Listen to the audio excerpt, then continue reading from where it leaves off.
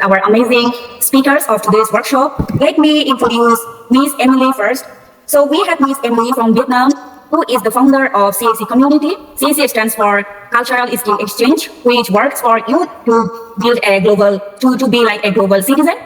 And after that, let me share about some of her achievements.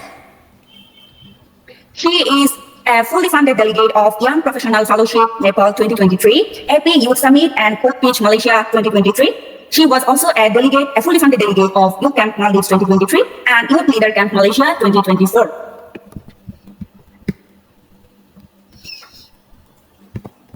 Okay, then let me introduce myself too.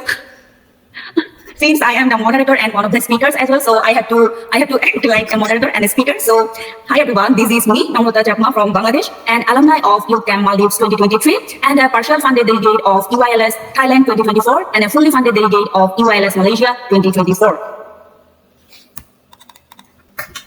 We also have another amazing speaker, Ms. Winnie from Vietnam, who is also a fully funded delegate of the East Coast Program Indonesia 2024, EYLS Malaysia 2024, and delegate of the Chinese Breeze Vietnam Delegation Winter Camp 2025, Hangzhou, China. So we all can welcome them. Okay. In this section, we will cover about building a strong profile, soft skills like communication skills, leadership, and at the end of our workshop, we will also get to know the scholarship opportunities. We highly encourage you to participate, ask questions, and share your thoughts with us. The goal is to make this workshop as interactive and informative as well. But before we start, there's 2 reminders for all of you guys. If you have any kind of questions, you can ask during the Q&A section, because we will have a Q&A session after completing our speeches. So you can simply raise your hand in the Q&A section, and we will take all of your questions one by one. And point number 2, feel free to take any kind of notes if you feel it informative, and I would suggest you all to participate very actively.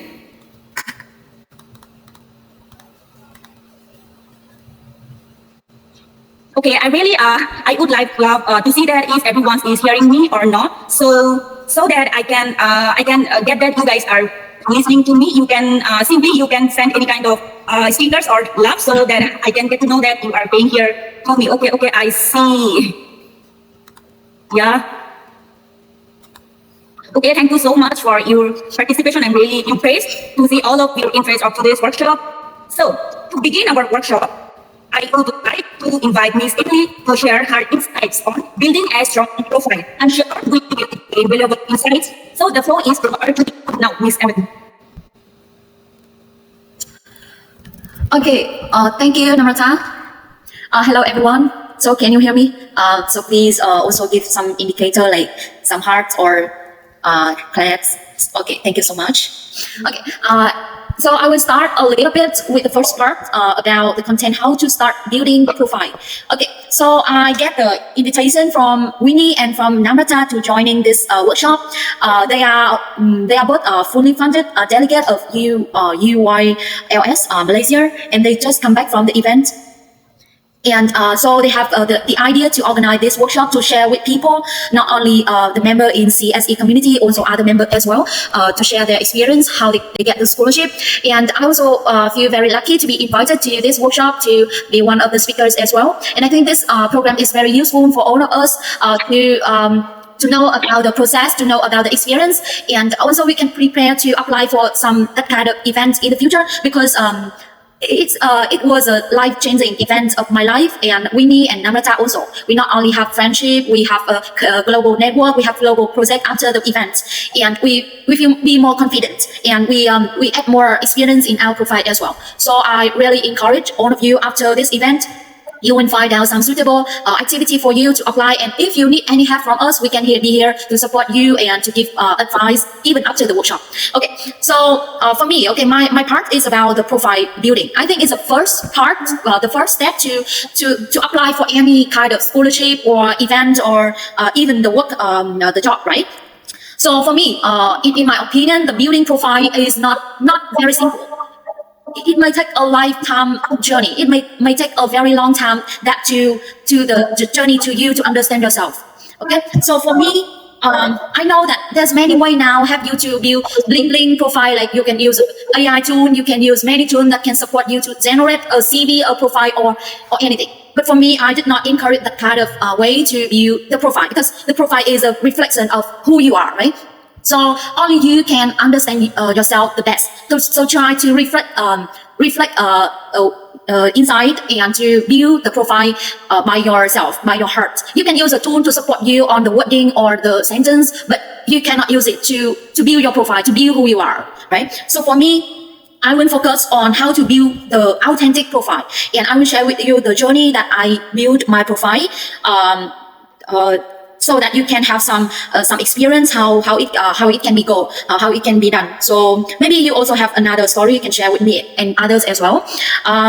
So to build the profile, I think the first thing to do is to understand ourselves. So we need to understand our purpose, our strength, our weakness, and our goal in the future. So for some people, it may take a lot of time to find out the purpose.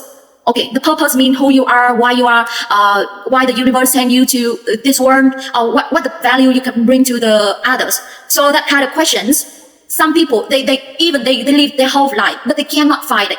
But it can only start when you start making the questions. I mean, if you're not making that kind of question for yourself, you will never find out your purpose, because you're not seriously questions, and you not seriously go to find the answer. So how can you get the answer if you not make the questions, right? So for me, I have started to making that kind of questions when in COVID-19, when I have a lot of time sitting at home, work from home. So I have a lot of time to just sit alone and thinking about myself, thinking about, okay, who I am, why the universe sent me to this life, and what I can do to this world. So I start asking myself that questions, and I cannot answer at the time.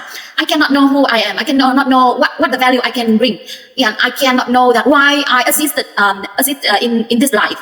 So that made me very confused and very nervous. But don't worry, okay? Because it's the first step, because you are making the questions, and then you will find the answer for sure.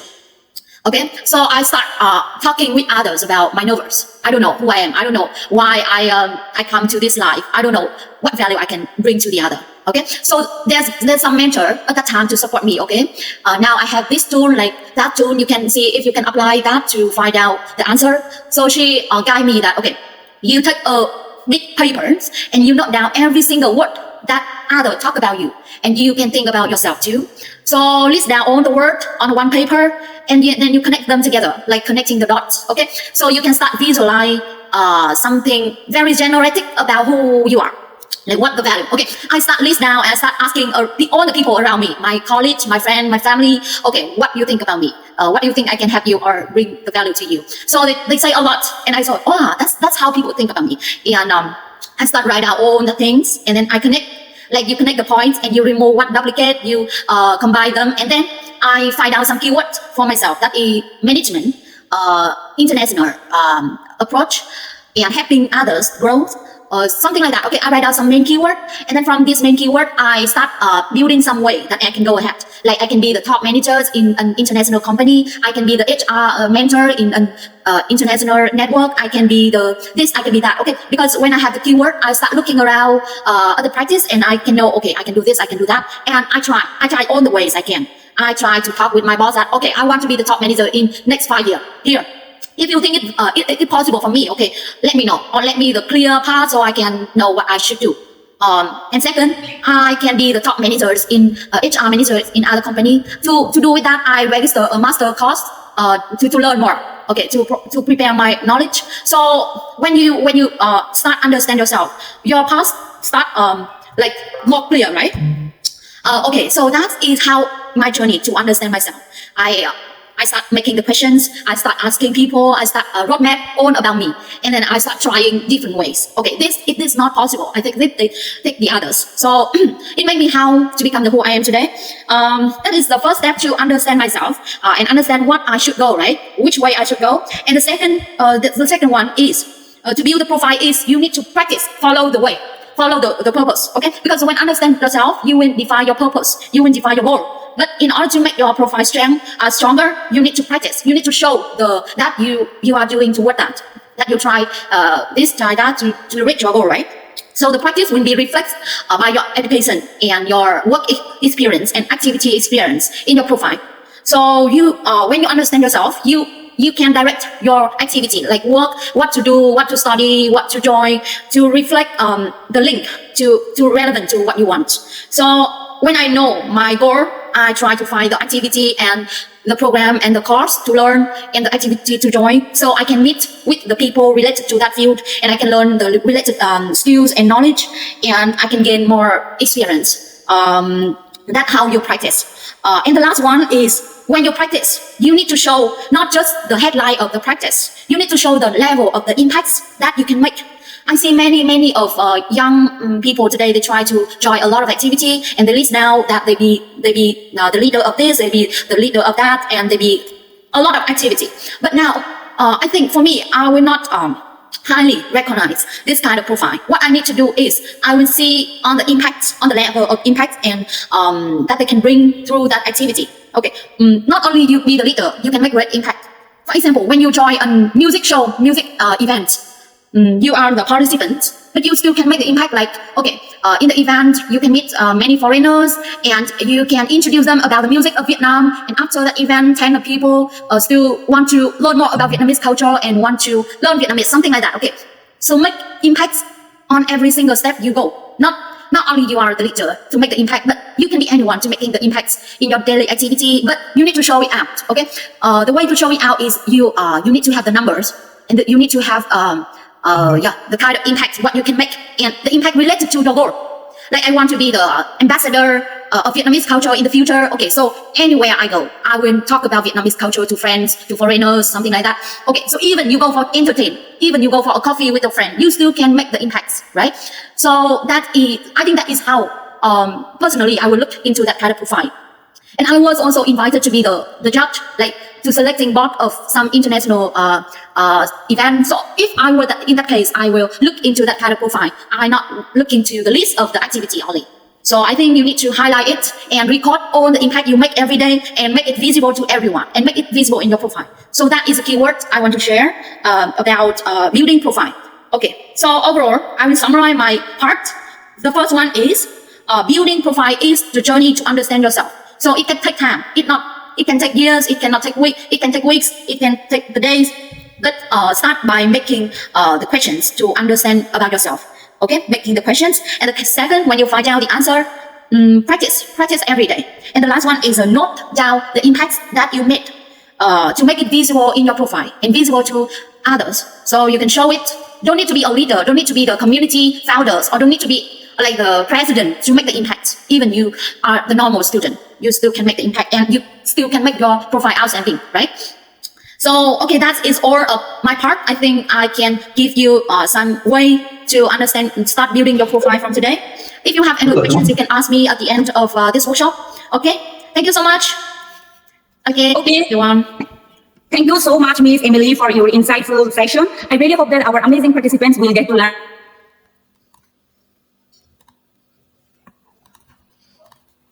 tips and tricks and experience to make your profile strong. So, okay, now we are moving to the second part of today's workshop. It's time for me to switch my role from moderator to speaker.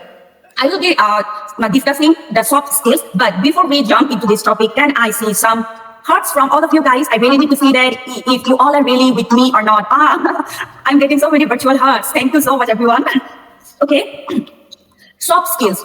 I'm sure you all are really familiar with this word, right? Soft skills are really essential in today's world, whether you are leading a team or communicating ideas or speaking in public. This is, if you can absorb these skills in yourself, these skills can open doors for all of you all guys. So you can really explore yourself not only in just in your country, even in an international platform, if you possess these skills in yourself. So in this soft skills session, I'm gonna discuss with you all in communication skills, leadership skills, and public speaking skills. Communication skills, okay. Communication is at the heart of everything we do, like whether we are at work or we are at school or college or in kind of professional meeting or in kind of relationships, right? Communication is a must. But what makes someone a great communicator? Like there are 3 key elements which makes a person an effective communicator. Like the first point will be active listening. So in most of the cases, most people listen to respond, but they don't really understand what the other person is really speaking or like saying. So the first quality of a great communicator will pose in herself is he or she will listen carefully and respond thoughtfully. So I have noticed in so many conversations with so many different people, I met some people who really don't listen carefully, or they don't listen whenever I'm having a conversation with them, but they are just responding so they are in a rush. So that's the problem is causing, like we are having a miscommunication between two people. So to be a great communicator, first you need to hear what the other person is saying to you, and then you should answer them thoughtfully. So the second key point is simplicity. You should keep your language as much as you can simple, and also complicated languages can confuse people. So if you are having a conversation with someone, and at that moment you are trying to express your feelings, or like you are trying to say something, his or her, but in a complicated way, what will be the result? The other person won't get you easily. So you guys will have a miscommunication as a result. So that's why you all should maintain simplicity in whenever you are communicating with someone. Let me just give an example to you all guys. For example, you are talking to your teacher at your school, and suddenly you are feeling sick. So you need a lift, and you just want to go back to your home. So how can you will express to your teacher about your sickness? There can be two ways. Either you can tell your teacher, "Hi teacher, good morning. How are you all? I need to tell you something. I had food poisoning. I need to go home. I need to see my mother." Or you just directly tell your teacher, "Hello teacher, good morning or good afternoon. I unfortunately I'm very sorry to let you know that I'm feeling sick. So I really need a leave." So you guys can see the difference. What is more simple? I mean, what is more the other person can understand which one easily, first one or second one? So it's the second one, right? Yeah, it's the second one. So you have to be very simple and straightforward. That's how you can make a great communication with the opposite person. So this was the key point 2. Now I'm going to discuss the third key point, which is very important: body language. Body language matters a lot, guys. How you are making an eye contact with other person, how is your facial expression, what is your body language, everything matters, because all these body languages influence people to understand you more and to make the communication more engaged. Suppose I am now talking to you all, right? I am sharing my experiences on soft skills with you all. But just right now, if I start making the eye contact with the other side of the wall, and now I'm talking to the wall, can you guys, is the communication good right now? It's no, not okay. All of you are laughing. So yeah, that's what I'm trying to make you understand, guys. Your body language matters a lot. So always try to keep your body languages more visible when you are talking to someone. Like always try to make the eye contact with that person. And this is how a person, like whenever you are in a conversation with your friend, like with your teacher or with foreigner, just make the communication smooth. And this is how this will increase your communication skill more. And by practicing these 3 key points, you will be a great communicator one day. Yeah, so are you guys listening me well? Okay, I am seeing some hearts. Thank you. Okay, now next. Thank you. I'm getting so many hearts. Okay, next I'm looking forward to the second point, which is leadership skills, as you can see on the screen. So in this point, there are so many things to learn.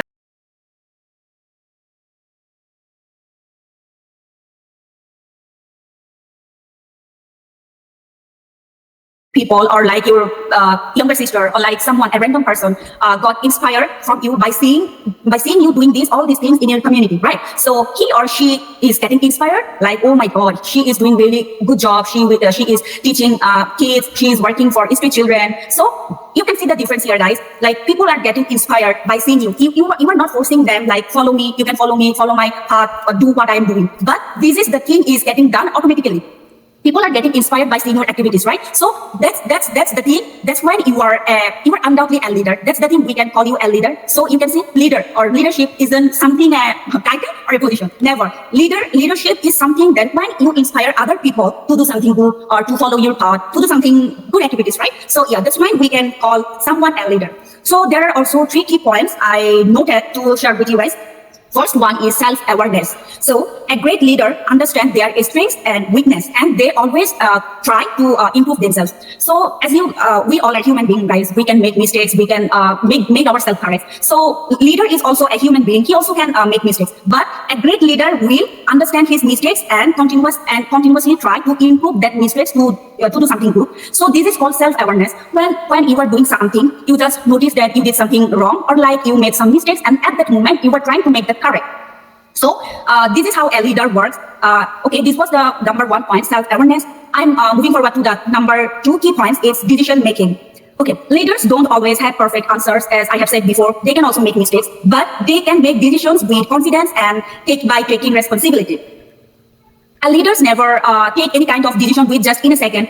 A leader always think wisely, like he or she always gives priority to her team members' decision or suggestions. And after that, a leader can make decisions with confidence, and he or she also takes responsibility for the results. So this was the number 2 key points to be a good leader, decision making. So I'm moving forward to the number 3 key point is empathy. Okay, a good leader always listens and understands the needs of others before making decisions. As I have just said right now, that a leader always puts priority of his or her team members, colleagues. So a leader will always listen and will always respect his or her team members' suggestion or decision, and then by discussing all together, they will make a final solution or final decision. This is called empathy. A good leader will be always soft, will be always humble to his team members or colleagues. A good leader will never neglect, will never disrespect, will never misbehave with his team members. If a person possesses these things, like he or she misbehave with his team members, doesn't respect or doesn't put priority his or her teammates' decision, that person can never be a good leader. Maybe it can happen that he was the manager, but as a person, he will never be a good leader. And his or her teammates will never love his or her attitude, and they won't respect him as a leader. So these are the 3 key points to be a good leader: self-awareness, decision making, and empathy. So if you possess these kind of things or qualities in yourself, so you can undoubtedly be a great leader. Let me give an example, guys. Once upon a time, one of my brothers used to own a company here in Bangladesh. But after after a few months of running the company, my brother's company was not running that much smoothly. They were not making any kind of profit. So at that point, my brother could do 2 things. Either he could blame his team members and staffs and his juniors for not running the company smoothly. He could tell them, or like he could scold them, you don't work regularly, you don't work properly, you are not serious, and blah blah. And on the other hand, my brother could discuss with all his team members, like, let's see what's the problem we are having in our company. Let's try to make out a solution to solve this problem, right? So you can see here 2 points. So what do you think that a good leader or my brother should have chosen which one, like the first one or the second one? So okay, it was the option 2. My brother chose option 2, and he discussed with all his team members, with all his colleagues, and he tried to figure out the problem first. He respected his colleagues' suggestion, and then after that they all discussed together, and after that they found out a solution which could solve their problem. And after trying for several times, fortunately they could find out the solution, and now my brother is running his company very successfully. So yeah, you can see the result here. A good leader always will possess this kind of qualities in herself or himself. So to be a great leader, you always have to remember these qualities, and will always have to try to practice these qualities in yourself. So as long as you are practicing these things in yourself, I can surely ensure that you can also be a great leader one day. So okay, I'm seeing so many hearts. Thank you so much, guys. Now moving forward to the third topic, the most important, the most juicy topic here is public speaking. Okay. Before we move forward, let me ask you all one thing. How many of you felt nervous whenever you are about to provide a speech in front of everyone, in front of people? Can you? Yes, you can also raise your hand. Yeah, I see so many people are really afraid or really feel nervous whenever they are about to speak in front of people. So you guys see here that you are not alone. So many people suffer this problem, but this is why we are here. We can find out the solution today, and everybody can be a great public speaker. I believe everybody can, or each and every participant can be a great public speaker from today's session, I believe. Okay. Public speaking is one of the biggest fears people have. But the truth is, guys, even the best speakers were once nervous beginners. You have to trust it. Yes, there are so many famous speakers in our world right now, like Martin Luther King, Mahatma Gandhi, Nelson Mandela, Steve Jobs. There are so many famous people in our world, and they are really good speakers right now. But trust me, once upon a time, they were not a good speaker. They used to also feel the same nervousness whenever they were about to speak in front of people. So yeah, that's why we will be discussing this public speaking skill. So, what's the secret that now they are best speakers in the world? So the answer is practice, preparation, and perform. So to be a good public speaker, you have to practice first. You have to overcome all your fears. Like you should not say that I cannot speak, so that's why I won't speak. I will not go to the stage. I will not hold the mic. You can't say this kind of things. You have to gather all your courage first. So and okay, I'm not telling you to be a best speaker from day one. You can be a good speaker by practicing day by day. So what you can do in day one? Preparation. Okay, you need to prepare yourself. You should practice the speaking. So preparation is the key, guys. Like it will be a suggestion from me. If you wanna practice your speaking skill, just in your room, you don't need to you just be in your room, stand in front of your mirror, take a topic, and if you want, you can make a script about that, and just you can read the script and by standing in front of the mirror. So what will be the result? This is how you this is how you will be overcoming the fear of speaking, and day by day you can speak as well. So on the second day, you can skip that script part. Don't make any kind of script. Just select a random topic and start speaking about this. Let's see how long you can speak about this topic without any kind of pause or like without any kind of script. This is how day by day you can improve your speaking skill. So yeah, that was the key point one, which is preparation is key. So I'm going to discuss about the key point two, use storytelling. Okay, so whenever you are on a stage and you are speaking something, you should add a story of your life so the audience can get more engaged with yourself and can relate with themselves. So what I did in my life, whenever I started doing something, like if I go back to 2022 or 2021, I was not this much fluent of speaking or like speaking with foreigners, communicating with people. So at that time, what did I do to overcome this fear? I used to stand in front of mirror. I used to pick just a random topic from any kind of topic, and then I just speak with just myself. And this is how I noticed that I am overcoming the speaking fear day by day, and I am being fluent in speaking. So after that, I started meeting all my foreigner friends. I noticed that it's really not that much hard to communicate with them. So I started doing meeting with my friends to organizing any kind of workshop, seminar. So doing all these things made me to be more fluent while I'm speaking. So this is how whenever you are on a stage or like speaking in front of people, you can use storytelling. So now I am sharing my story. I'm really sure that some of you can relate this thing with me, that this also happened with you. This is how now you can speak fluently with foreigner people like this. That is why I'm suggesting all of you guys you can use a storytelling. This is how people can engage themselves or people can relate themselves with you more, and this is how they can practice the public speaking skill. And the last one, control, nervousness. So yeah, all of you have raised hands when I have said that how many people felt nervous whenever you are about to speak in front of people, right? So why does that happen? Because the nervousness. So you cannot let the nervousness stop you from being a good speaker, right? So whenever you are speaking, just try not to be nervous, even if you are. That's normal. You can really get nervous when you are on a stage or like just speaking something in front of people. In that moment, just take a deep breath, and you can pause if you want. Yes, you can take deep breath like one time, two times, so many times you want, and just pause. You can really pause between sentences, like you are on a conversation, but at that moment you are feeling like you cannot tell anything. Like your brain just pause. You know words are coming from your mouth right now, so no need. You can pause yourself. Pause for a few seconds.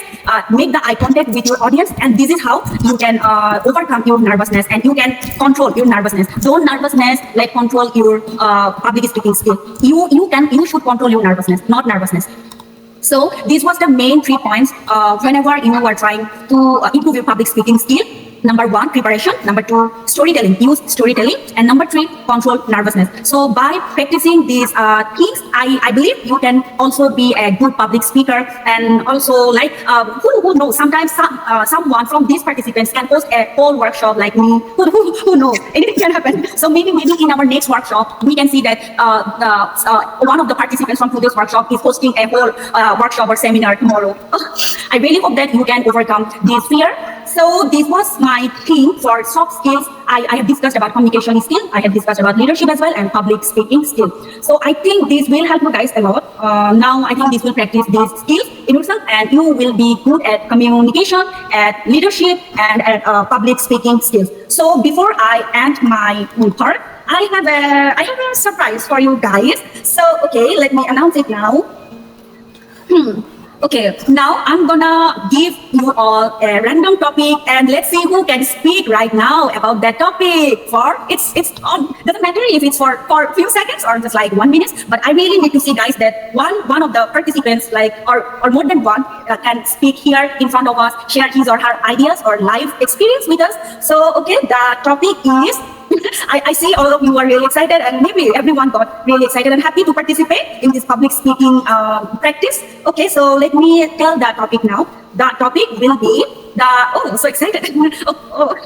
I can see the chat box. Well, so the topic will be the best memorable day of your life. So guys, who is interested to speak about this topic right now? You can speak as long as you want, 1 minute, 2 minutes, 5 minutes. Doesn't matter. Just simply raise your hand or write down in the chat box. We will pick you, everyone, one by one. Yes, best memorable day of your life. This is the topic. Okay. No. No, I want to see hands from the participants, not from our speakers. Speakers are not allowed to participate in this game. Let's see who can overcome his or her fear. If nobody is raising hand, then I have to think that We have one. Link. Okay. Yes. Okay, Link, you can start. We can see your hands. Okay. I think the best day in my life was the day in my last summer when I finally realized that I don't have to care about what other people think about me. I just should focus on my own life and don't care about what other people think about me. Just be myself, because from when I was a young child, I was very timid. I was very closed off, and I always noticed and cared about what other people think about me, how I look, was I like good, was I kind, and all of that thoughts have made me uncomfortable and have made my life so hard. But when I grew up and started to read more books, I gradually realized that I should focus on my own life, because this is my life. If I don't watch my life, I can figure out what I want to do in my life and what is my life purpose, and have a happy life. Therefore, for me, this is a very wonderful day in my life when I finally find out my life motto, my life-changing thoughts, and that's just the end of my speaking. Thank you very much. Wow, thank you so much, Lynn, for sharing your best memorable day of your life. It was really amazing, and we really wish you good luck in your future ahead. So, is there anyone else who want to share the memories, like best memorable day of your life? Anyone else? You can simply raise your hand and you can start speaking. There are so many people. Nobody wants to share the best memorable day of their life. Oh, okay. One more. We got one raised hand from Farjana Protasha. Yes, you can simply turn on your microphone, please, and share about the best memorable day of your life. Hello everyone, I'm Farjana Protasha. Now I'm sharing the best memorable day of my life. There's not just a single day in my life which is best. There are so many days of my life which are best, and now I'm sharing one of them. One of the best day of my life, it was when I got GPA 5 on my SSC exams, and it was really very exciting moment of my life, and that's it. Wow, thank you so much, Farjana Protasha, for sharing about the best memorable day of your life. She got GPA 5. So basically in our country, Bangladesh, the result is evaluated by GPA, and the highest mark is GPA 5. So she got GPA 5 out of 5, which is really amazing. Again, congratulations, and thank you for sharing this experience with us all here. So anyone else who wants to share their memorable day of life with us? Okay, one more hand. It's, I don't know how to pronounce it, but maybe it's Kuban. I'm sorry if I'm pronouncing it. You're close. You're close. Well, you can call me Jenny because it's my English name. I want to share one of my most memorable day in my life. For your information, I am a huge fan of Taylor Swift, and like before that day, I just supported her by showing my love for her on the internet and some social media. But the memorable day that I mentioned is the day that I received the album, her latest album, the physical album I bought to support her financially. I mean, it was kind of exciting that day because I have never done that before. And when I hold it in my hand, it's really oh, it's the feeling that I can't describe. Like no word can express it. But it was so great that I still remember that feeling until this moment when I tell you this. So actually, that's my story. Thank you for listening. Thank you so much, Pooh Van.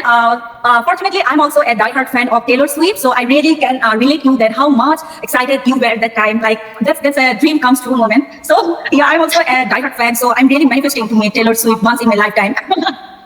Okay, so thank you again for sharing your experience with us. So anyone else who? Okay, I see a message. I guess Angel Chapma is also a big fan of Taylor Swift. Okay, did he raise hand?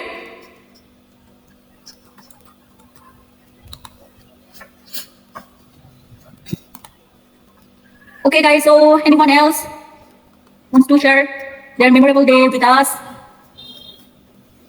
Move on.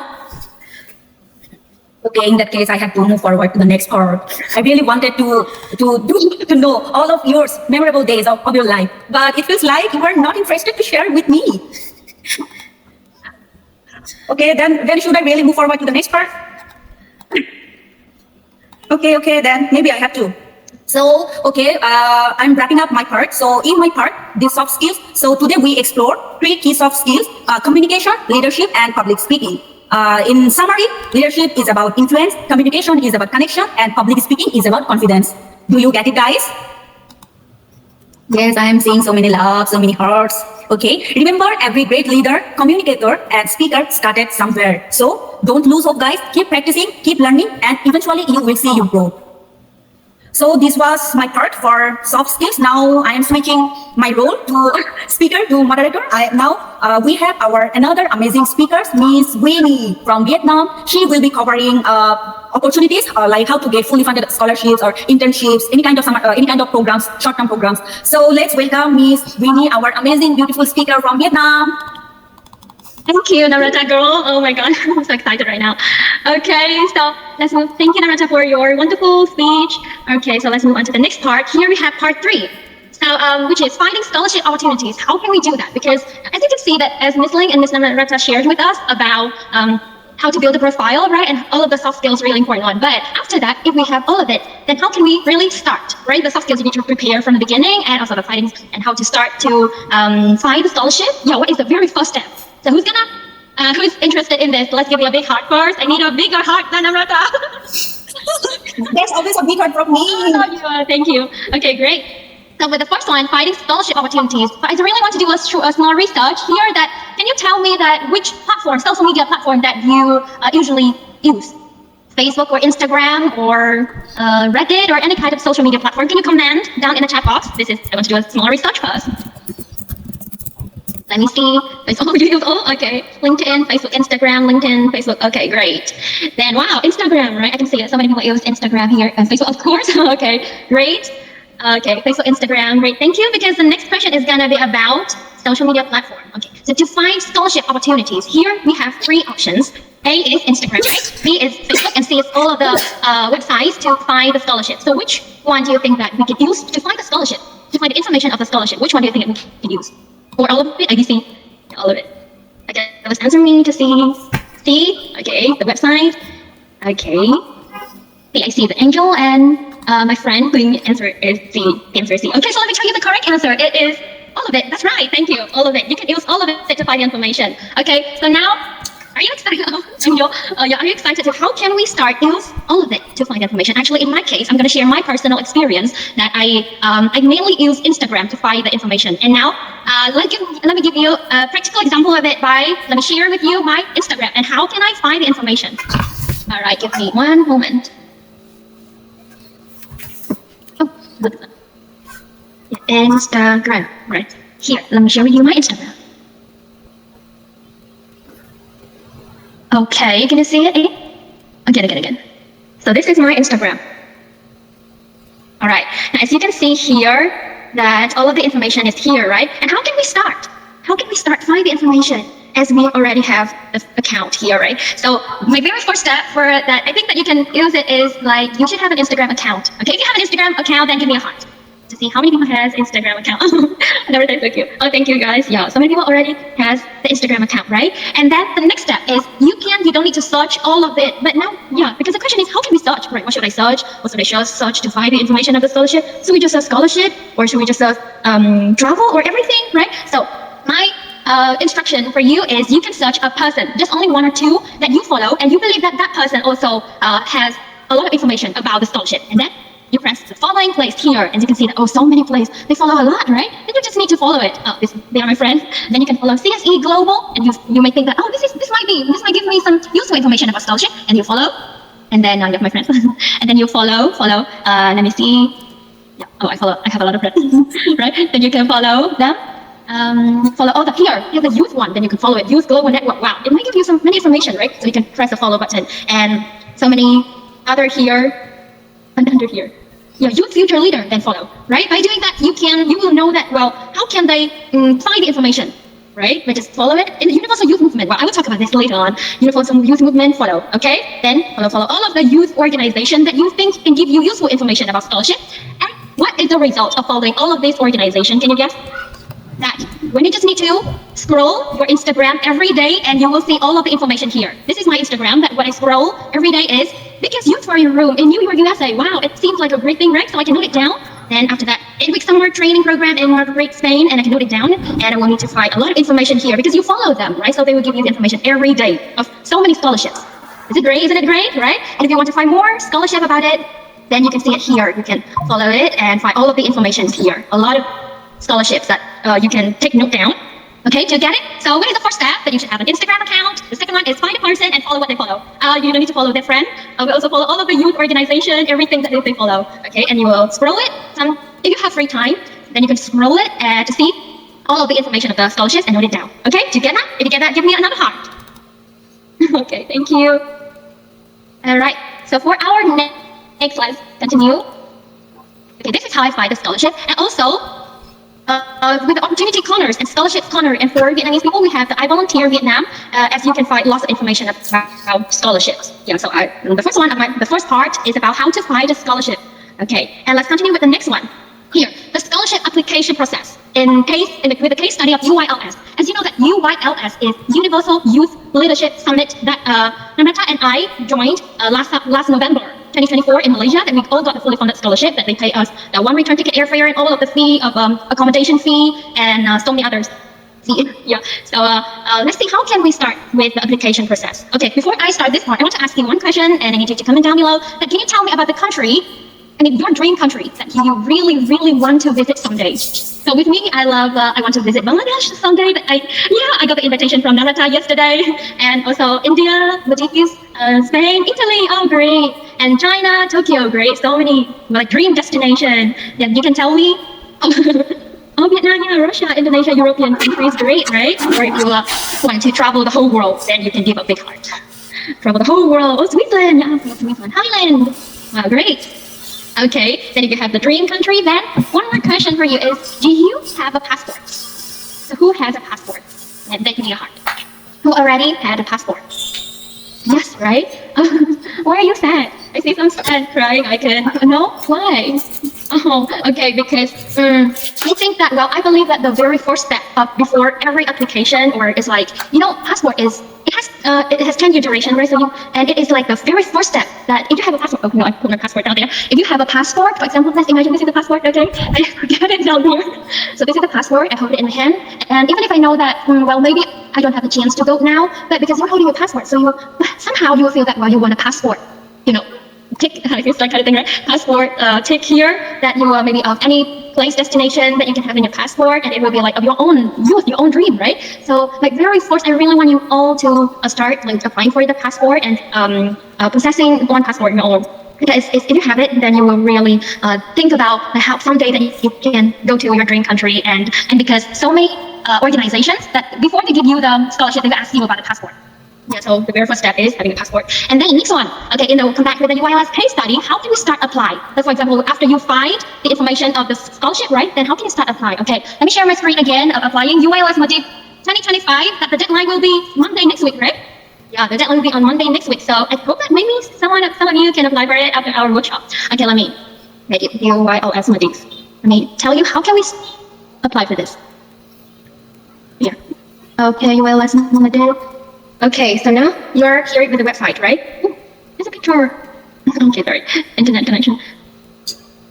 Here, okay, now you will see the information of the program. Wow, geez, May 2025. Oh, you can see that here is a poster of us joining in Malaysia last November, and yeah, let's see. Oh, they are all the board members of UIM of the organization. Okay, and here, let me show you. This is me. I'm closing my eyes. Okay, and I tell where you, then we'll spot you. Okay, we'll spot here. Yeah, let's spot you here. Okay, then you can start writing all of the information about the scholarship. 10 fully funded seats, 15 partially funded seats, self-funded seats like this, and the submit topics. And also category application deadline, the 10th of February. And objective, introduction, aim. Okay, I will come back with this one. And then I will talk about this later. But now let's see our application form. So here is the application form. This is the first round. Normally you have 2 rounds. The first one is fill in the application form, and the second one is interview part. Okay, so the first one you need to fill in the application form, and here's all of your information. You will see it here as I told you, where national ID or passport, or profile picture, search size, how did you hear about us? Okay, but these 3 questions are the most important. Share your interest, strength, because these 3 questions will tell them who you are. Okay, so let me come back with this again, or mental preparation. Here, as you can see that I already copied and posted here. Share your interest, strength, and reason, achievements, and how do they reflect who you are today? As you can see that this is you, right? This is the question about you. And the second one is, why do you want to join us? And what do you hope to gain from this experience? And this is the question about the program, right? And the next one, how will your participation in UILS modules benefit your community? This is the question about your community. Okay, so here's the key point. When you apply for, I think that for so many scholarships, that you will need to find the link among you, the program, and your community. This is the link between it. So 3 questions, and you can find the link between 3 of this important things. Okay, but how can we fill in this? Right? What should we write? Then you will need to understand what the program is about, because you and your community, I think that you will know how to write about it, right? You will know how to write about you. I am a really cute girl. Yeah, I know. I'm a good person, and this thing and that, the one that I think you will know how to write about you, and also your community. Community is like, for example, I have a writing community with, or the CSE community. Yes, they are your community. And but the most difficult part that I think is how to write about the program, right? You should really understand the program. But first, you need to take a look at the objective and introduction and aim of the program. Okay, so here are some keywords. Young leadership. Do you think that what Namrata just said is about leadership skills, right? It's really important because so many scholarships, they ask you about leadership skills. Yeah, so they to instill a culture of young leadership and teaching young people patriotism, character, and global awareness. These are their objectives. And introduction, here, character value, international culture, cultivation of nationalism, and their aim is to engage youth, a deeper understanding of global issues. Then, I mean, if you read this, you would really need to know the keywords. You know, you will need to understand the keywords, so you can imagine that. I can call it the person that you think that they will give the scholarship to. You know, yeah, by understanding all of this. Okay, for the next one, I will give you an example to easier, so you can understand it. So here is the summit topic, for example, youth entrepreneurship. So you will really need to understand what do you have and what did the program require. Okay, so for example, youth entrepreneurship, when you write, because the summit topic is about youth entrepreneurship, right? So when you write, you can write it down like, well, I am a CEO of this, CEO of that, I'm a boss of this, or life below water is also one of the summit topics. Then you can write that, oh, I am a mermaid, right? So I really care about life below water or community empowerment as well. And so, but how about what if you are not a boss and you are also not a mermaid? What should you write there, right? You cannot write I'm a mermaid because you're not a mermaid. Then what should we write there? We're not boss though. We're just like young people want to find a chance to travel the world with a scholarship. Then what should you write? Then you will need to understand who they are and understand their aim. Okay, so for example, when I fell in this UILS Malaysia last year, I wrote that my topics that I care about is community. So I wrote that, well, I founded a community for writing one for almost like 4 years, and now I have a problem with go global. I want more people know about us. I need more international friends. Then joining in this program will help me to understand, will help me to engage and connect with so many international friends, right? So you will need to understand very clear that what is the program about, and you can write about you and yourself and your community as well. Okay, all of this information are really important. Okay, and so the keynotes here that find the connection between yourself and the program and your community. And because I have the question that, well, after the program, You can ask the alumni about the program activities. Then after the program, what can you bring? What can you do to benefit your community, right? So you need to know that. And show them your true color. This is really important. I really like this part because it can be, when you write a form like that to get the scholarship, maybe I will write at my very first stage, apply for any kind of scholarship. I will write like, well, I am very big. I'm like a hero of the world. I am this kind of thing because I believe that I should write that so they would be impressed with me. But no, but when I get the chance to get into the interview part, they ask me about, are you really a hero? I was like, no, because that was a liar. So how can I answer it? Like I cannot lie that way. So that's how I realized that. Well, because you already imagine that person, the program meet in your mind, then when you will show them your true color, who you really are, and your unique part of you. Maybe you can write that. I think that for so many programs, you can write like what kind of way to make you really unique? I mean, it is your color, right? So that is the thing that will make you unique. Okay, and start writing and you will find a way. Don't worry about like, oh, maybe I will fail it. So afraid of this, so afraid of that, and the questions are really difficult and I cannot answer it. No, just start writing and you'll find a way. Okay, and for the next part here, I want to tell you a little bit about all of some of the organizations that can provide you the scholarship, the short-term scholarship that you can apply. The Youth Break the Boundaries, you will have the chance to go to Japan, and this Center for Diplomatic Advancement, you have the chance to go to Portugal or Italy. They're already running a program in Italy now, and you can apply for it. An International Youth Conference or ECOVE. This organization will apply you a chance to go to Bali. I remember it's like 28th of February this year, 28th of this month. Yeah, so you can start applying for that scholarship to go to Bali with 20 fully funded seats. Okay, and Editorials of Unity. Namrata and Miss Ling got the opportunity, right, to go to Maldives on 2023. Is that right? Yes, that was in 2023 in November 2023. Yeah, great. And they are like, and when I sent a message to Namrata, I was like, oh my God, you can, they dived with the sharks around them. Yeah, and I was like, oh my God, this seems like it's really a mermaid. I really love it. So I will apply for it someday. And with the AYFN1, this is Asian Youth Friendship Network, that allowed us so many scholarships to Japan, Korea, and Netherlands, and as I remember, and with the One Young World as well. Okay, so these are so many organizations that you can find the information and follow. But then I think that now you have a question. That I've shared with you so many informations, right? So many information. I cannot know where to note it down or what should I do now. I mean, oh my God. So here's the solution. Yeah, to explore short-term scholarships, I think that we can have this is what I created to share with my friends as well, that you can start having a link like this. For example, you can write out the name of the scholarship, the deadline, the country, the percentage of funded. For example, 100% is like fully funded with the cover, the airfare, everything. And 90% is except for the flight ticket and visa and timeline of the program requirements, the registration fee, and the link. Yeah, this is the percent. This percent is like, because this is mine, so I create this. Percent is like the percentage of like, do I think that I really can apply for it? And how many percent? It's just like 30, no confidence here. 20%. And the status, this status is it's not correct. Just for you to see it. Interview part, next year I will apply, pass or fail, not yet apply. And here, the candidate persona. The candidate persona is really important, as when you find all of the information about the scholarship, you ask the alumni, you ask everyone that you know that already passed the scholarship, then you can write all the candidate persona. It's like, well, I think, for example, Editorism for Unity, candidate persona, they are a leader. Maybe this is my my feeling about the scholarship. You can write all of it here, all of the information here, so you understand. You have somehow you understand that what you should do with this scholarship. Okay, and then we'll start apply. Okay, so before I end my part, because it was really that I need to end my part here, I want to give you, okay. So here we have the question from Miss Hian Hang, then I will answer it in our Q&A part, but then I really want to, I hope that through all of my sharing, all of our sharing today, that you somehow, is helpful in your journey of exploring the world. And I want to say that, a bit about my experience, like an awkward moment that when I got stuck in between the gate of the train station in China, I got stuck there. Everyone looked at me. Or the moment when my first time went to Indonesia, that I took off my shoes and and ran all my way through the airport because of the delay. Because of the delay, and so many awkward moments like that. But they all somehow become my youth memory. So and they are become who I am now.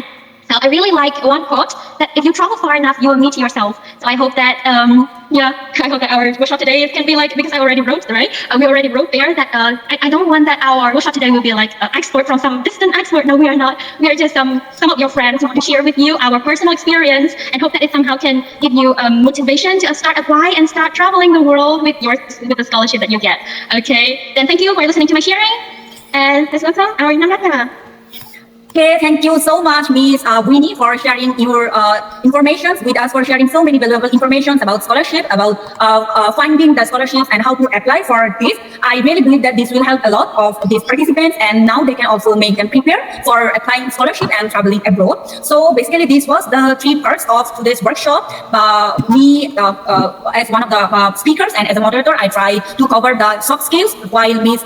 Emily covered like how to build a strong CV. And just right now, our another amazing speaker, Ms. Winnie, shared about finding scholarships and applying for them. So now we will open the floor for questions. If you have any kind of questions, please raise your hand, or if you just feel shy to ask us the questions, you can simply write them on the chat box, and we will see your questions and maybe we can answer them. So yeah, please feel free to raise your hand if you wanna ask any kind of questions. Okay, Angel Jagma has raised his hand. Yeah, Angel Jagma, welcome. Please.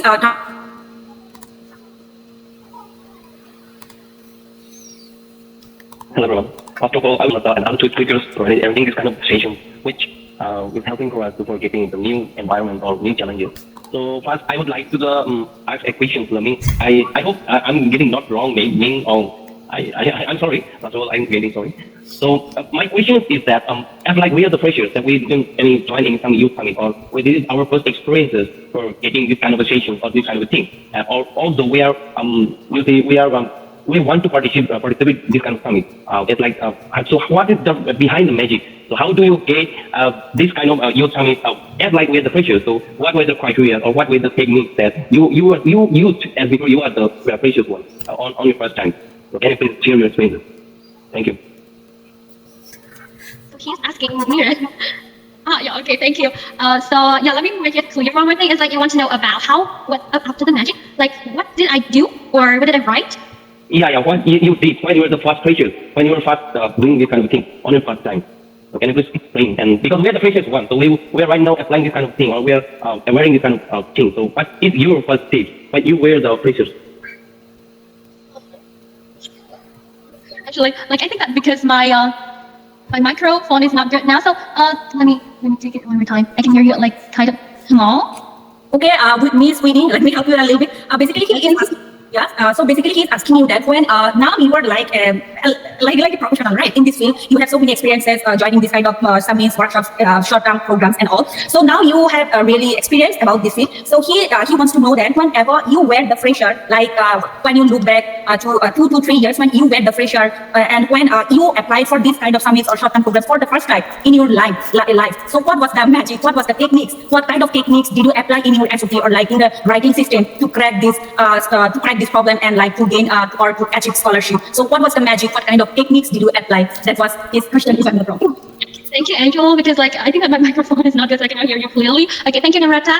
So you want to know that like very first one. Now I have experience, right? So I can apply it like easier. But then at the very first scholarship, what did I do, right? What did I do to get the very first one? I think this is the technique of finding the right scholarship. Yeah, I didn't do anything. I failed a lot, and then I just applied. My very first application form, I was rejected.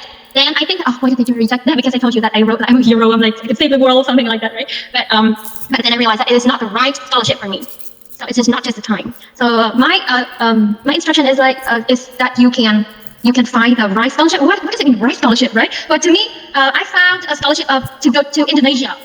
It's my first scholarship, the fully funded one, without the flight ticket, without the visa, with just the program fee. But then I got that, and I realized that was not that hard to apply because the scholarship is for undergraduate students who want to understand more about entrepreneurship. So I applied for it, and because it's just about entrepreneurship, and my major is business.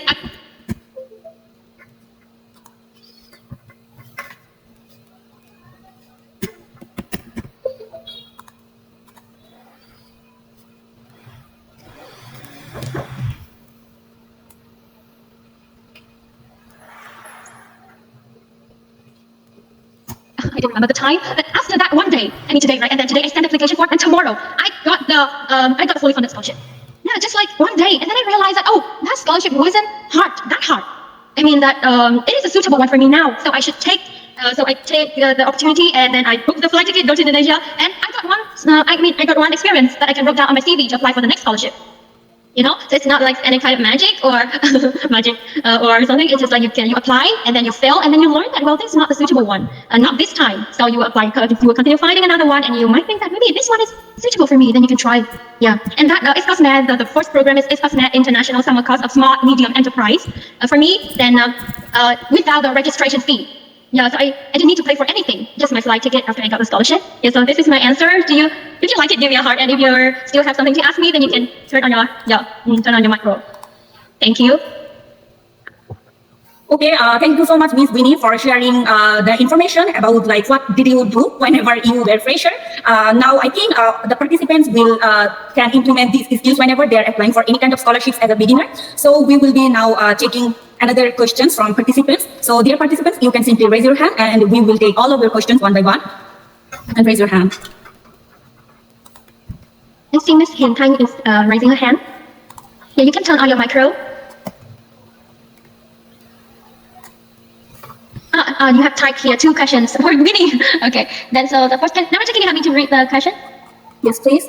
Okay, I see the questions here. Give me a few seconds. Okay, it's maybe Hian Thanh or something. I'm sorry if I'm pronouncing it wrong. So, okay, the first question here, I can see that. I am curious that how do you can manage the time between you studying at the university in Vietnam and travel abroad for scholarship? Okay, studying at university in Vietnam and travel abroad. How can I manage the time, right? Let me tell you this secret. That my first year and my second year, I start applying for the short-term scholarship after my second year. But I mean, in the summer between the second year and the third year in my university. But in the first year and second year of my university, I got like really low GPA, and I got like I realized that I lost myself somewhere. This is because I love traveling and I love language, but everything is not just right there. So I got like how to say, yeah, that kind of feeling, I lost myself. But then the thing that after I applied for the scholarship, I have to say I improved. I learned somehow to manage the time, and I improved my GPA to get even the 4.0 GPA. And while traveling. We're traveling abroad, and so I realized that I don't have any key to manage the time. Actually, I just like because I really want to go, so I just want to do everything before I go.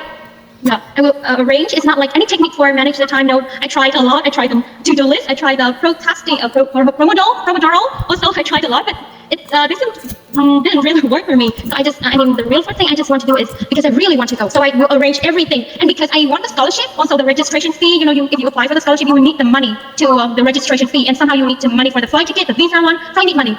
Then if I study, if I got the scholarship at my university, they will pay me the money, right? They will give me the money for the scholarship of excellent student. Then I will get the money. So it just no technique, just because I want the money and I know that I need to go. So I want to arrange everything and how to say, arrange everything before I go. It's just that. So maybe I want to know from you, Namrata, what did you do to manage your time? When I know that you are also a student, right? What did you do to arrange the time? So, okay, basically, I'm currently on my 3rd year on my undergrad level. So, I still have 1 year left to be graduate here in Bangladesh. So, what do I do? How do I manage my studying at university here in Bangladesh, and at the same time, how do I travel abroad for scholarships? Okay, basically, I do not apply those scholarships whose program will start like the schedule, like the program schedule overlaps my academic studies schedule. I simply skip that kind of scholarship which doesn't match with my academic schedule. So in that case, whenever I'm applying for any kind of scholarship, my first priority is to check the dates. To check the schedule. When the program is gonna start, and then I match that schedule with my academic routine. I just check that if I have any kind of academic exams or like anything important like exams or like any kind of thing. So if I feel like that I can join this program or like I can apply this scholarship, I can skip my classes for like 2 to 3 days only. It's not that a big deal. So in the case, I let my teachers know about my condition. I share with them about my thing that I got this kind of opportunity. I need to go Thailand or like Maldives or Malaysia, whatever it is. And my teachers are fortunately so cooperative. They let me go, and they are like, congratulations, you may go. I am granting you 1 week leave. You may go enjoy. So yeah, that's the thing I follow. So if as you all do that, the upcoming summit of EUYLS Maldives 1 will be held in May 2025. So why didn't I apply for that? Why won't I apply for the scholarship? Because I might need to sit for my academic exam in that month. That's why I didn't apply. So basically, this is how I manage studying here in Bangladesh at my university. Also at the same time traveling abroad for scholarship. Yeah, this is the technique I follow. So, okay, we got another question from the same participant. She is asking that, do you meet any barrier about languages or habits when you are in Indonesia or China? So this question is surely for Miss Winnie. So we will be looking forward to getting answers of this question from Miss Winnie. Okay, language barrier, right? I think that not just for me, for Nurul as well. So and let me tell you, the time that we joined Malaysia, when we went to the Petaling Street, the Chinatown. Right, Naraka, do you remember that? And then Yes. we traveled there, and we didn't understand. I didn't understand. I don't know if you understand, but I didn't understand what did they say because I don't know Malaysian. But I think this is also great because language barrier here. I think that all of us, if we travel abroad, we will have the language barrier. But it is a great thing because when I use the Google Translate, I look at them like this. Can I buy this? And I translate it. It's like I look at them like really seriously. I need that candy. It's like I use all of my communication skills technique. I use all of my body language, my eyes, all of the words in the world that I know to buy that. So I think it is also language barrier is also a great thing that you can improve your communication skills because at that time you know that no grammar here, not anything. You just need them to understand your idea, what you want to do. So language barrier is also a good thing. And but my first time when I traveled to Indonesia, and I actually searched before that how to say hello in Indonesia, and it was like selamat pagi, and then I just learned that selamat pagi. I was telling selamat pagi, but our opening ceremony was in the afternoon. So I told them selamat pagi, and then everyone laughed, and I was like, oh my god, I made a mistake. And they was like, no, selamat pagi is good morning, but now it is like PM in the afternoon. And I was like, oh no, I cannot trust the internet. Then I learned another word, selamat sari. It is also a new word that I think that language barrier is not a thing that you should worry about. I mean, you can take it as a chance that you can learn from your international friends and maybe create unforgettable memory like this, where you can improve your communication skill. The time when you really want to buy something, but they don't understand you, you will be like, really trust me, look at my eyes, we can telepathy. You should understand me. Okay, so thank you for your question. And Anata, can you share with me some of your experience with language barrier? Yeah, so about the language barrier thing, as we have mentioned just right now, that language barrier is also an important part of our life as we are traveling abroad. So when I visited Maldives, I didn't face that kind of language barrier there because Maldives is really a tourist destination and all of maximum people there know English. So I didn't face that kind of language barrier in Maldives, but I need to mention the Malaysia one. Okay, since we traveled Malaysia together with Miss Winnie, of course, we went for dinner, we went so many places together. So that was the last day, I think, when we were coming back Bangladesh, or like maybe the day before we fly. I ordered a Grab. Basically, Grab works for like renting a car. So and I rented that car just only by myself, and there was no one with me. And even also I ordered the Grab at 10 p.m. So basically, thing was all my friends already at the destination, and I was a bit late. I don't know for some kind of works. So I had to go there just by myself. And I ordered the Grab. The driver reached there, and then when I arrived at the car, oh my god, the car was, the whole environment and the smell was so fishy. Like I was feeling so scared. Like, is this authentic? That if the driver is authentic, I was so confused. And at the same time, I was feeling, of course, scared because I'm a girl and I'm locked in a car at 10 p.m. in a foreign country. Of course, I had to feel something awkward. So after that, there was some miscommunication for language barrier. I was telling the driver that please take me to the right destination. Because the Google Map was showing the right destination. I was like, please take me to the right destination. Don't take any other shortcut ways. But he was like, and maybe he was drunk a little, and he was like, no, madam, no, I take you to this road. I take you this road, very traffic jam, this road, shortcut jam. Oh my god! I could not understand his English properly because maybe he was drunk. So I was so much nervous. But fortunately, after like half an hour, he finally reached to the right destination, and finally I get out from that car. So yeah, that was my funny experience in a foreign country for the language barrier. It really, it's really fun, but at the same time, it's a little bit scary, but it's more fun. Yeah, so this was my answer for this question. So we are moving forward to the another question. Okay. To Musri Chakma's question is, I had participated many social activities virtually, but didn't get any opportunity and had no time to work in offline. Will it be effective if I will add my virtual activities in my CV for the scholarship? Okay, I would like to hear from Ms. Winnie first about this question. The answer is yes. Virtual activities are great that you can add it to your CV because even if nowadays, if we don't have time to really join in offline activities, and we can find a Coursera or the extra, I don't remember the website name, but you can find it and you pay for it to get the virtual activities, to get the e-certificate, and they are really good points for your CV. So answer is yes, you can add these virtual activities in your CV. So basically it doesn't matter that if it's online, if you are doing it on online or offline. Yes, of course, offline is better, but online participation also matter, because you can add these things in your CV. You can show that I did this, I participated in this program, I participated in this workshop. Virtual, it doesn't matter if it's virtual or you can add these things in your CV, and maybe this is how it will make your CV strong, and this is how you can achieve any kind of scholarship in your future. Yes, and I want to say one more thing, that even the virtual, even the online one, but it's not like you should list out everything, that every online course, or even with the offline, you shouldn't list out all of it to your CV. You should find, this is the key point for understanding your program, that you understand the program, you will know the candidate persona, right? You will know the picture of that person that the program needs, and then you can add the related one. Yeah, the related one with the program to the CV. Yes, so this is another adding point. Yes, so do we get any more questions? You're welcome. I think that we can have the question from the registration form I had here. Okay, so I will read the question. Okay, so the first question is here. Could it be beneficial for higher studies? The short-term, scholarship. Could it be beneficial for higher study? We really want to hear it from you, Namrata. Can you help us to answer this? Okay, but I would like to request one thing. Can you please share the screen of the... Yeah, great. I can share it. Here. Okay. What was the question? The question was, please? Yeah, where is it? Okay. Oh, wait, let me download it again.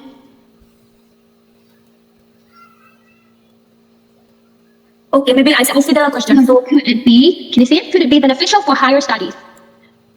Yes, of course, it could be beneficial for your higher studies. So, like attending this kind of conferences or summits, workshops, seminars, whatever you call, these really help you to, to learn so many things, to gather knowledge, to gather experience. So you can, you can use them for your further any kind of needs. Like if you are, if you are really interested to pursue your career abroad, or you have any kind of dream of studying abroad. So this can really help you, because we do know that we all need a CV whenever we are trying to pursue our higher studies abroad, if it's for short-term or long-term scholarship, it doesn't matter. So that committee panel, the judges will look into the CV of the participant, of the applicant. So if they don't see any kind of any kind of achievements or any kind of things in your CV, and if they accept another applications from another applicant which CV is full of so many experiences, like attending so many offline conferences, online conferences, doing voluntary works, have teaching experiences. So the judge panel of course select the one who has experience on his CV. So yeah, that's why you should do these kind of things and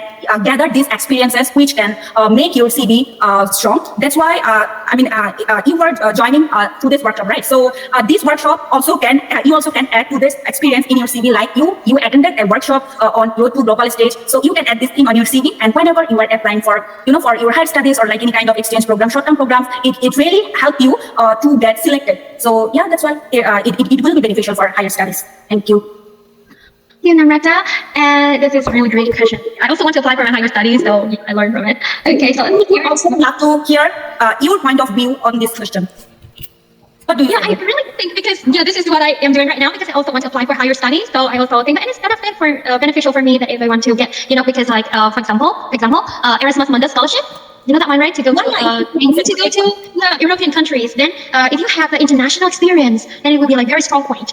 That will that will prove that you are global citizens, and you can work with the language barrier, with area like difficulty there, and I think this is also beneficial, and this is what I'm doing right now. Okay, so I want to ask. I think that we'll have 3 more questions. Okay, so the first one here is I want to ask Miss Emily, about this one, because she is the founder of CSE. So as this workshop mainly based on applying for short-term scholarships, we have some questions about scholarship related and how to build a network with global community. Miss Emily, we really want to hear this from you, how to build a network with global community.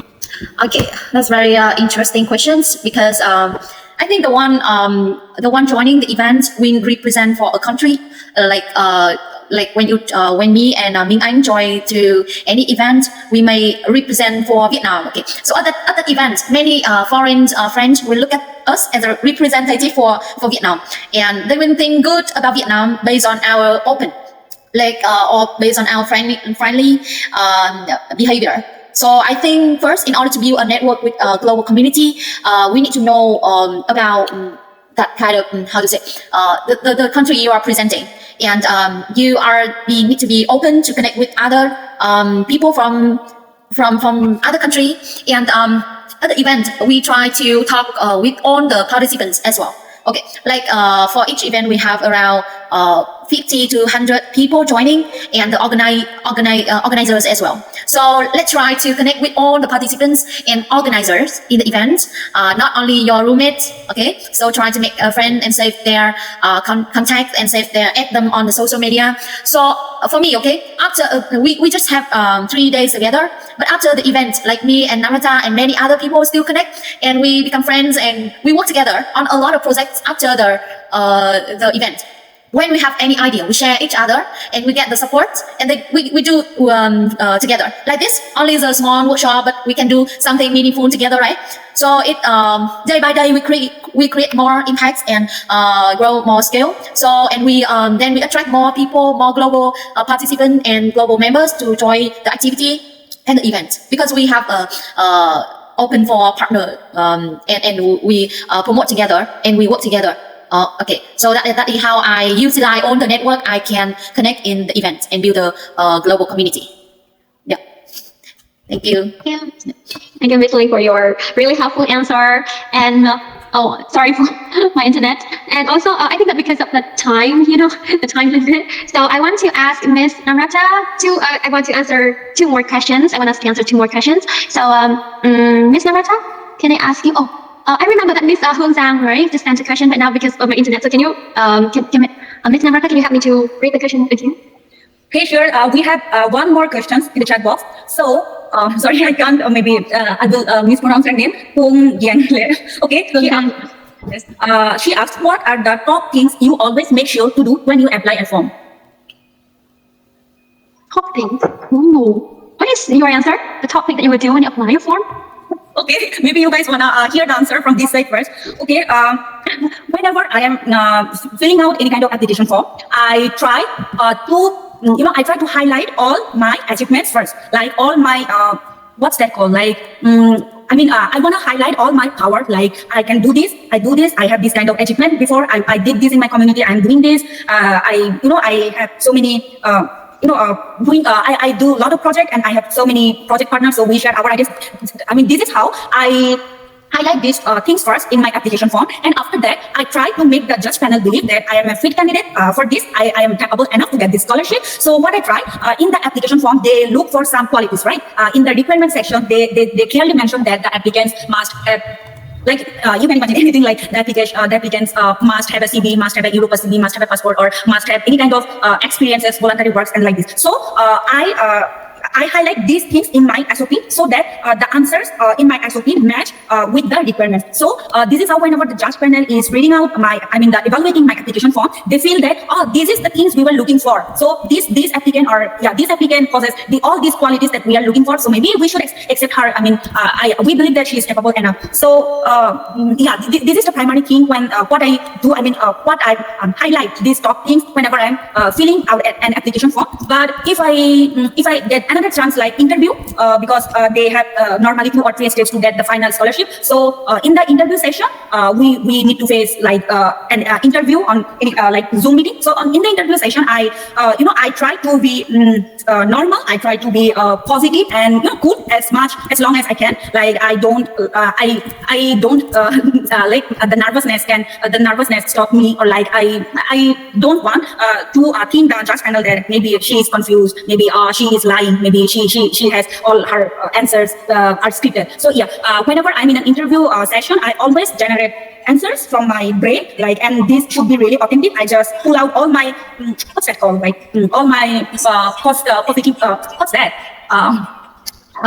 can you please guess the word? I just forgot it. Like I'm sorry, I really forgot that word. It's okay. So I just try to make the judge panel that I'm really fit in it. So I think these are the main, these are the top things I always make sure to do when I'm applying an application form.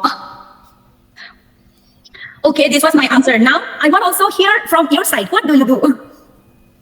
Well, from my side, the top thing I also I totally agree with you. And I just want to add one more thing, that when I fill in the application form, it might be funny, but I manifest.